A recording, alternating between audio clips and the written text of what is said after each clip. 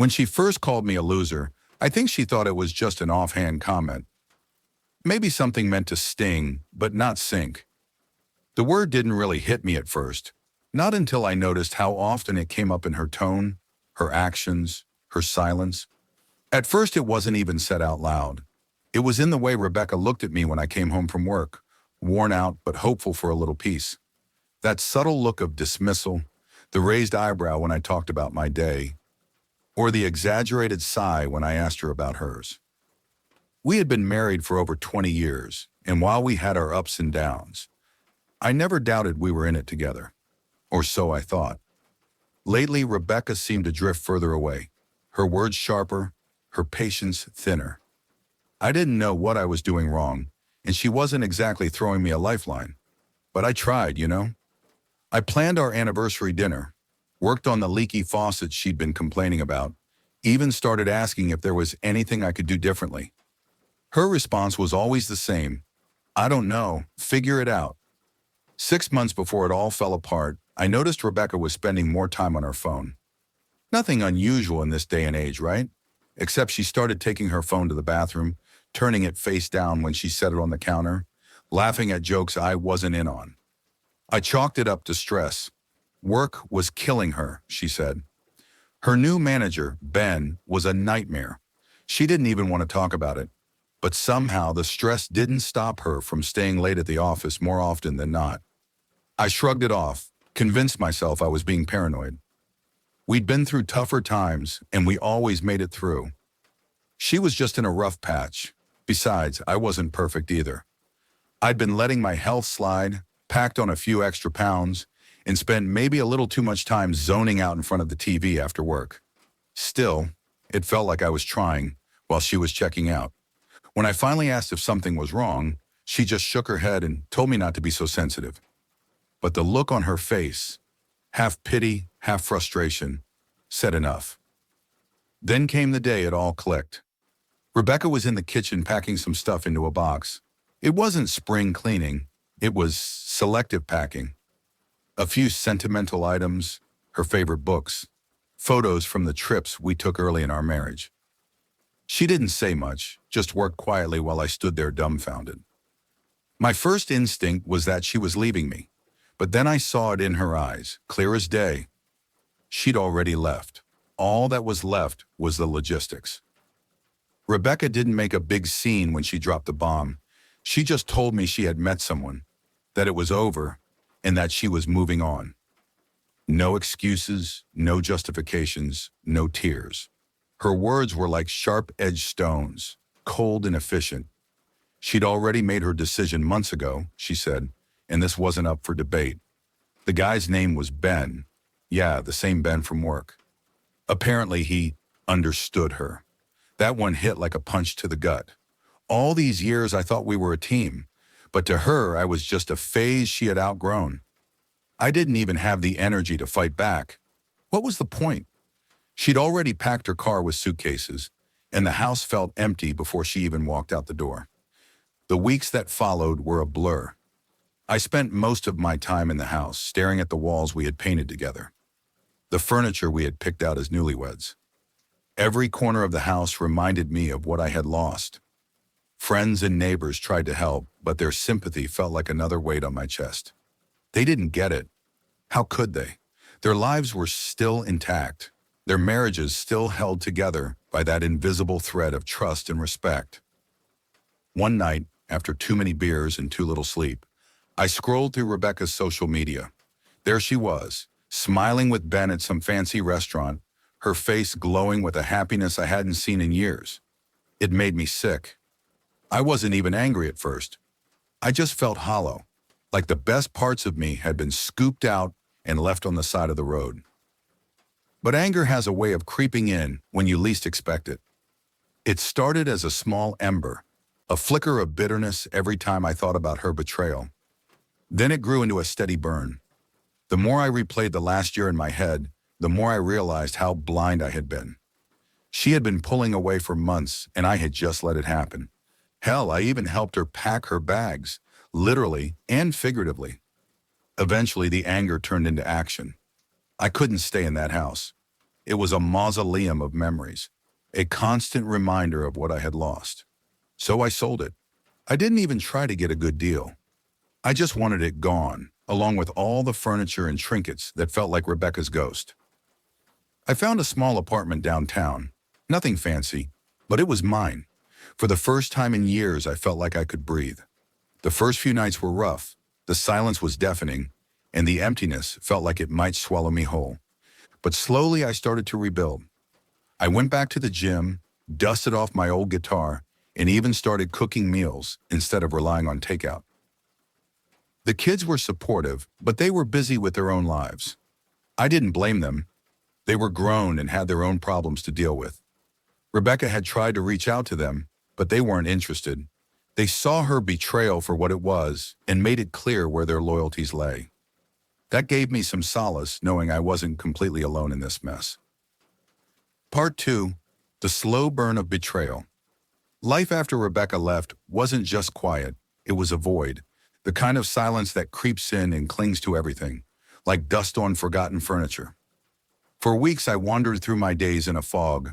It wasn't just losing her, it was losing the version of her I thought I knew. Every detail of our life together felt like a lie, twisted and stained by her decision to walk away. I tried to make sense of it all, replaying the months leading up to her departure. The late nights at work, the sudden disinterest in the little things that used to matter, dinners together, weekends spent binge-watching old sitcoms, her playful teasing when I forgot to take out the trash. It wasn't like the signs weren't there, I just didn't want to see them. When she laughed a little too hard at her phone or stayed out later than usual, I told myself she was just busy, stressed. Well, that was the part that ate at me the most. How much effort I put into ignoring the obvious. I didn't just miss the red flags, I painted over them. Maybe I was scared. Scared that acknowledging the cracks in our foundation would cause the whole damn house to crumble. But it didn't matter anymore. She was gone, and I was left holding the pieces. The anger didn't hit right away. At first it was just a dull ache, a gnawing sense of inadequacy. I couldn't stop thinking about what she said when she left. Ben understood her. What the hell was that supposed to mean? That I didn't? That 20 years of building a life together meant nothing compared to a few months of whispered, sweet nothings and stolen moments? It didn't help that everywhere I turned, there she was. Not physically, but in spirit. Her favorite mug on the kitchen counter, the sweater she left draped over the back of a chair, the faint scent of her perfume lingering in the bedroom. I thought about packing up her things and throwing them out, but I couldn't bring myself to do it. It felt like giving up on something. What? I wasn't sure. Eventually, I started noticing the anger bubbling up. It came in flashes, short, intense bursts that left me feeling more exhausted than anything else.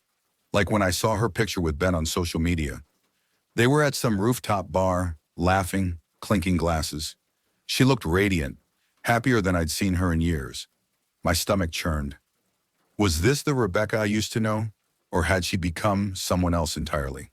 The worst part was the comments. Friends, coworkers, even strangers gushing over how cute they looked together. "So happy for you," one woman wrote, complete with heart emojis. I wanted to throw my phone across the room. Happy? For what? For her tearing apart a family? For abandoning her husband without so much as a backward glance? The anger wasn't just about her betrayal. It was about everything I had sacrificed. Everything I had given up to make our life work. The late nights at the office, the dreams I put on hold so she could chase hers, the countless compromises and small acts of love that went unnoticed. And for what? So she could trade me in for a newer, shinier model. Eventually, the anger gave way to something more constructive. I started channeling it into action, into taking back control of my life. The first step was selling the house. It wasn't just about moving on. It was about reclaiming my space.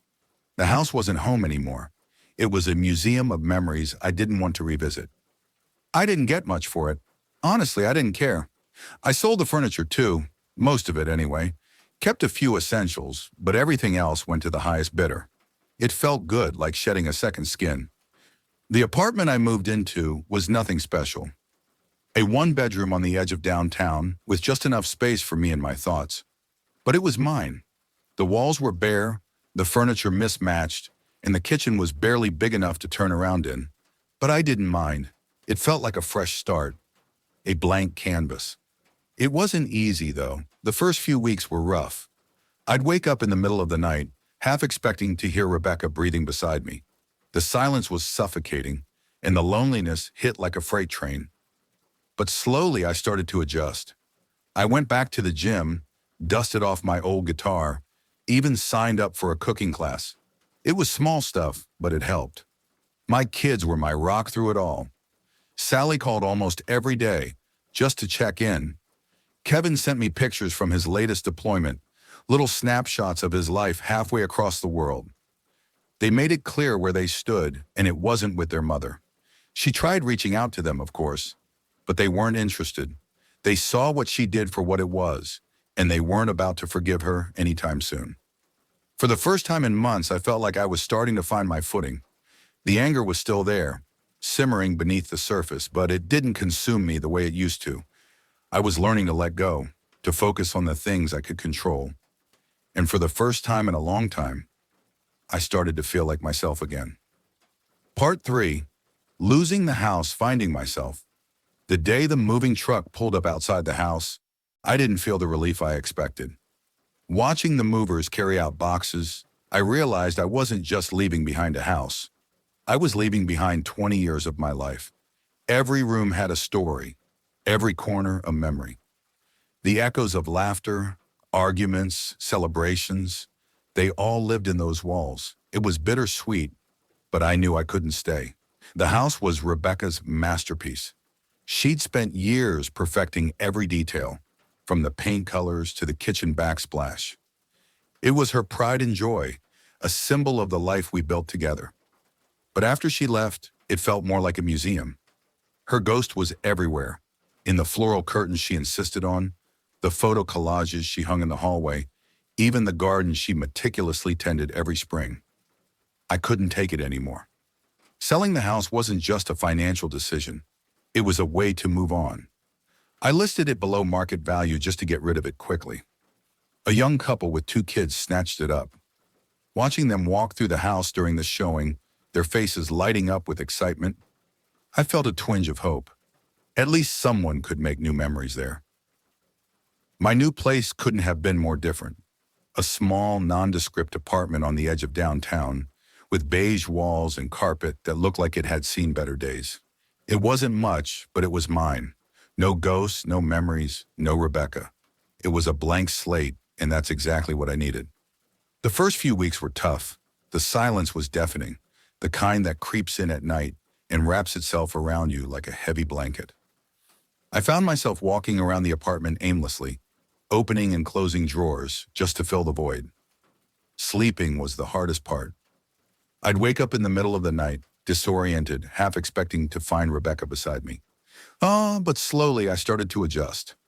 I threw myself into projects, anything to keep my hands and mind busy. I painted the walls a deep blue, bought a few pieces of secondhand furniture, and set up a small workspace in the corner of the living room. It wasn't much, but it was mine. I also started going back to the gym. At first, it was just to burn off the restless energy that had been building up since the split. But over time, it became a routine. The weights, the treadmill, the clanging of dumbbells, it all became a kind of therapy. I wasn't just rebuilding my body, I was rebuilding myself. The guitar came next. It had been years since I picked it up, but the moment my fingers touched the strings, it all came rushing back. I started playing every evening, sometimes for hours. It wasn't about being good or impressing anyone. It was about finding something that was mine, something Rebecca had never touched. Cooking was another surprise. I'd never been much of a chef, but I started experimenting in the kitchen. At first, it was just basic stuff: spaghetti, grilled chicken, the kind of meals you could make with one pan and zero skills. But as the weeks went on, I got more adventurous. I started watching cooking videos, trying out new recipes, even shopping at the local farmer's market.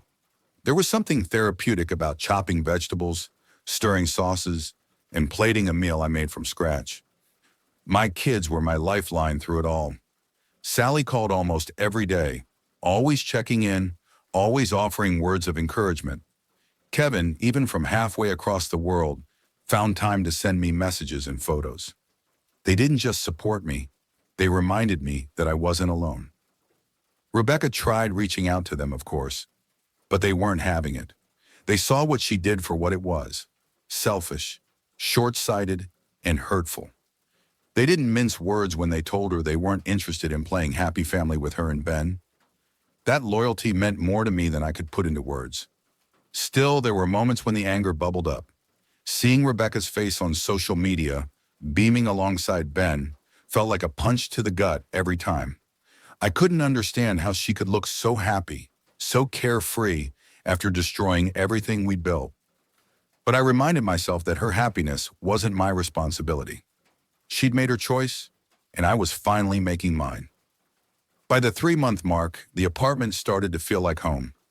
I hung up a few photos of the kids, set up a bookshelf with my favorite novels, and even splurged on a new TV.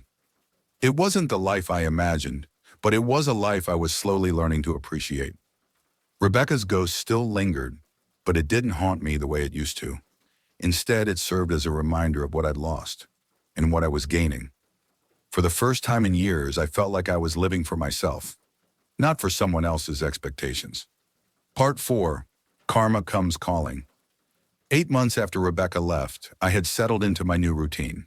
It wasn't glamorous, but it was mine. My apartment was finally feeling like home, and I was discovering new parts of myself I hadn't known existed, or maybe had forgotten. But just when I thought I was moving on, life had other plans. One evening, as I was finishing up a gym session, my phone buzzed. It was a call from a number I didn't recognize. Normally, I'd let it go to voicemail, but something made me answer. The woman on the other end introduced herself as a doctor at a hospital in California, Rebecca's new home state. She explained that Rebecca had been in a car accident. At first, I didn't feel much. The woman said Rebecca had listed me as her emergency contact, which struck me as odd. We'd been divorced for months. Why hadn't she updated her records? But what really caught my attention was what came next. Rebecca's partner, Ben, had refused to take any responsibility for her care. I asked the doctor to explain.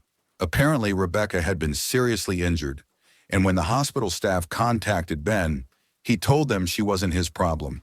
He even went so far as to send a formal letter through his lawyer, severing all ties. Hearing that hit me in a strange way. Part of me wanted to laugh, to revel in the poetic justice of it all. The man she'd chosen over me, the one who understood her, had abandoned her at her lowest point. But another part of me, some distant, compassionate corner of my mind, felt sorry for her. The doctor asked if I could come to the hospital. Rebecca was asking for me. I hesitated, unsure if I wanted to open that door again. But curiosity got the better of me. I told the doctor I'd be there as soon as I could. The flight to California was long, and my mind raced the entire way. What was I going to say to her? What did she want from me? By the time I landed, I still didn't have any answers. When I walked into Rebecca's hospital room, I barely recognized her. She looked fragile, her face pale and bruised, her arm in a cast. Gone was the confident, dismissive woman who had walked out of my life so easily. In her place was someone broken, both physically and emotionally. She started crying the moment she saw me. Between sobs, she told me everything. How Ben had turned abusive shortly after she moved in with him. How he had taken control of her finances, isolated her from friends, and made her feel like nothing. She admitted that she had been too proud to reach out to me or the kids, even when she realized she'd made a mistake. The night of the accident, she said, they'd had a huge fight. She tried to leave, but he'd followed her, screaming. In her panic, she took one of his cars and sped off, only to lose control on a wet road. The crash had left her with a laundry list of injuries, and now she had nowhere to go. As I listened, I felt a strange mix of emotions. Part of me wanted to comfort her, to tell her everything would be okay. But another part of me, the part that remembered the pain she'd caused, wasn't so forgiving. Rebecca asked if there was any chance we could start over. She said she'd learned her lesson, that she wanted to come home and make things right. But I knew better. Her version of home didn't exist anymore. I'd sold the house, moved on. I told her as much, trying to keep my voice steady. She looked devastated, her tears falling faster now. She begged me to reconsider, saying she'd do anything to make up for what she'd done. But I couldn't go back, not after everything. Before I left, I handed her a check for $10,000. It wasn't much, but it was enough to get her back on her feet. She didn't deserve it, but I needed to close this chapter with a clean conscience. As I walked out of the hospital, I felt lighter than I had in months. For the first time, I realized I didn't need Rebecca's approval or forgiveness to move on. My life was my own, and I wasn't going to waste another second living in the shadow of her mistakes.